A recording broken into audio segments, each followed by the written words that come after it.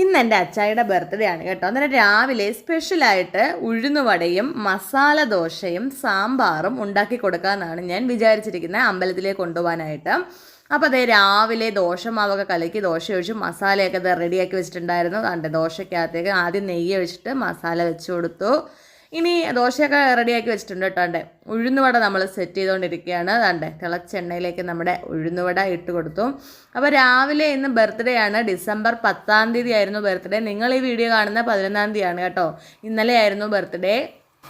അപ്പോൾ അതാണ്ട് നമ്മുടെ ഉഴുന്നുവടയൊക്കെ മുരിഞ്ഞു വരുന്ന കാര്യം രാവിലെ 4 മണിക്ക് തന്നെയാണ്. അപ്പോൾ ബ്രേക്ക്ഫാസ്റ്റ് കഴിഞ്ഞു. ഇനി ഉച്ചയ്ക്ക് കേക്ക് മുറിക്കണം അമ്പലത്തിന് വന്നതിന് ശേഷം കേട്ടോ.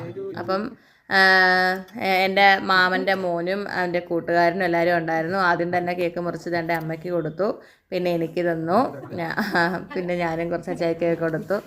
ഇതാണ്ട കണ്ടില്ലേ, അതാണ് മാമൻ്റെ മോൻ, ഇത് കൂട്ടുകാരൻ. അപ്പം